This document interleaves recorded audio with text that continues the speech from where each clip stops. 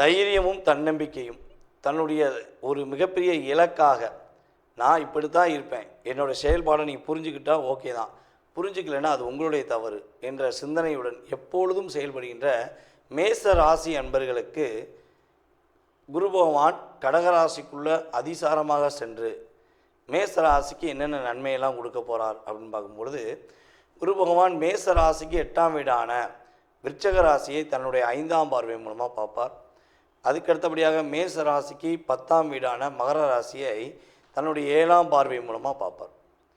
அதற்கு பிறகு பார்த்திங்கன்னா குரு பகவான் தன்னுடைய 9ஆம் பார்வை என்று சொல்லக்கூடிய விசேஷ பார்வை மூலமாக உங்களுடைய ராசிக்கு 12ஆம் வீடான மீன ராசியை பார்க்கிறார். அப்போ இந்த 3 பார்வைகள், அதாவது உங்களுடைய ராசிக்கு 8, உங்களுடைய ராசிக்கு 10, உங்களுடைய ராசிக்கு 12, இந்த 3 பார்வையின் மூலமாக உங்களுக்கு என்னென்ன மாற்றங்கள்லாம் இந்த குரு அதிசாரம் மூலமாக உங்களுக்கு அற்புதமாக வாரி வழங்கப் போகிறார் என்று பார்க்கும் பொழுது, நம்மளுடைய மேச ராசிக்காரங்க ஏற்கனவே பார்த்திங்கன்னா செய்யாத தப்புக்கு, பண்ணாத தவறுக்கு நிறைய பிரச்சனையை சந்திச்சிங்க. இதில் இந்த சில பிரச்சனைகள் பார்த்திங்கன்னா ஒரு கணக்கில் அடங்காத ஒரு விஷயமாக போச்சு. நீங்கள் தான் குற்றம் பண்ணீங்க, நீங்கள் தான் தவறு பண்ணீங்க அப்படின்னு சொல்லி ஒரு அங்கீகாரத்தை கொடுக்கக்கூடிய அளவுக்கு உங்களுடைய அழுத்தத்தை ஏற்படுத்தியது. இது பார்த்திங்கன்னா ஒரு நபர் 2 நபர் கிடையாது, கிட்டத்தட்ட ஒரு கூட்டு சதியாகவே உங்களை கஷ்டப்படுத்தியிருப்பாங்க. அப்போ இந்த தவறுகள் செஞ்சுதான் கூட நீங்கள் ஏற்றுக்குருவீங்க. ஆமாடா நான் தான் பண்ணேன், என்ன பண்ணுவேன், உன்னால் என்ன செய்ய முடியும் சொல்லி தைரியமாக தன்னம்பிக்கை கேட்குற ஆள் தான் நீங்கள். ஆனால் அப்படி கேட்கக்கூட முடியல, அந்தளவுக்கு ஒரு சூழ்ச்சி நடந்திருக்கும் அப்படிங்கிறதான் என்னுடைய கணக்கு. அப்போ இதுலேருந்து எப்போ விடுபடுவோம்? நம்ம செய்யவே இல்லையே, நம்ம உணர்ச்சிவசப்படவே இல்லையே, நம்மளை ஏன் டாமினேஷன் பண்ணுறாங்க, நம்மளை ஏன் டிப்ரெஷன் பண்ணுறாங்க அப்படின்னு ஒரு கேள்விகள் உங்களுக்கு இருக்குன்னா, நம்மளுடைய குரு பகவானுடைய பார்வையின் மூலமாக உங்களுக்கு மறைமுகமான எந்த விதமான பிரச்சனையும் தான், எவ்வளோ விதமான குழப்பங்கள் இருந்தாலும் அது உறுதியாக காணாமல் போய்விடும். அதுக்கு அடுத்தபடியாக பார்த்திங்கன்னா, இது வண்டி வாகனங்களை போகும்போது சில சிக்கல்களை சந்தித்தேன், இல்லை வண்டி ஒயாமல் ரிப்பேர் ஆகிக்கிட்டே இருக்குது, எப்படி சமாளிக்கிறதுன்னு தெரில, ரிப்பேருக்கு மட்டுமே தனியாக ஒரு மாதம் ஒரு பட்ஜெட் போட வேண்டியது அப்படிங்கிற சூழ்நிலை உங்களுக்கு இருந்தால், வண்டி வாகனங்களில் ஏற்படுகின்ற பழுதுகள் சரியாகி வண்டி வாகனங்கள் சூப்பராக இருக்கும், அல்லது புதிய வண்டி வாகனங்கள் வாங்குவதற்கான சூழ்நிலைகள் செயல்பாடுகள் உண்டாகப் போகிறது என்பது உண்மை. புதிய தொழில் துவங்குவதற்கான சூழ்நிலைகள் என்று பார்க்கும்பொழுது, நம்முடைய குரு அதிசாரம் ஏற்பட்ட உடனே உறுதியாக உங்களுக்கு புதிய தொழில் துவங்குவதற்கான வாய்ப்புகள் உண்டு. மிகப்பெரிய ஒரு மாற்றத்துக்குரிய விஷயங்கள் உங்களை தேடி வரும். இதை நீங்கள் பண்ண சூப்பராக இருக்கும், நீங்கள் பண்ணி பாருங்கள், உங்களுக்கு அற்புதமாக இருக்கும் அப்படின்னு சொல்லி உங்களை தேடி பேசுவாங்க. அப்போ நீங்கள் என்ன பண்ணுவீங்கன்னா, அதுக்கான முயற்சிகள் எடுத்தீங்கன்னா உறுதியாக நம்மளுடைய மேச ராசி என்பவர்களுக்கு குரு அதிசாரம் மூலமாக மாற்றம் உண்டு. பணப்பழக்க வழக்கங்கள் அதிகமாக இருக்கும்.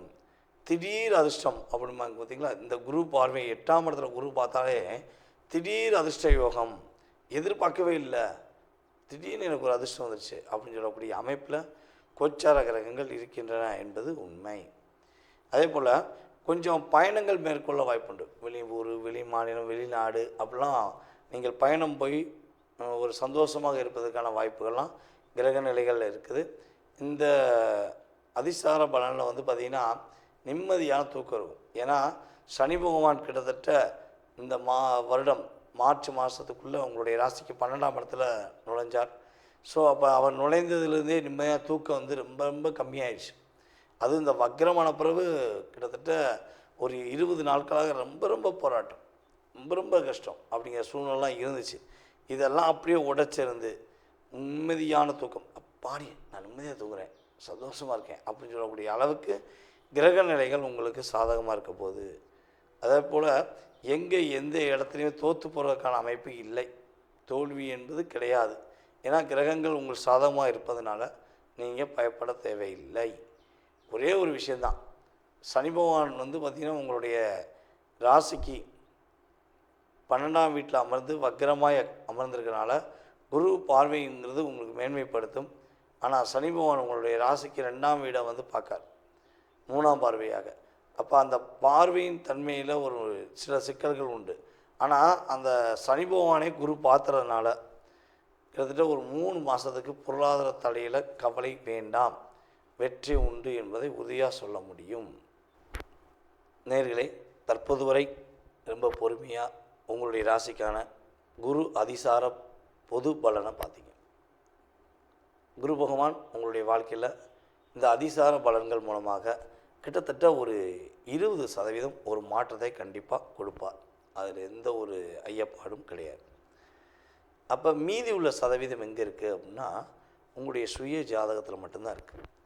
நீங்கள் பிறந்த தேதி, மாதம், வருடம், நேரம், எந்த ஊரில் பிறந்தீங்க, எந்த நாட்டில் பிறந்தீங்க அப்படிங்கெல்லாம் ஃபில்ட்ரு பண்ணி உங்களுக்குன்னு ஒரு ஜாதகத்தை கணிச்சு அந்த ஜாதக ரீதியாக உங்கள் லைஃப் ஸ்டைல் எப்படி இருக்குது.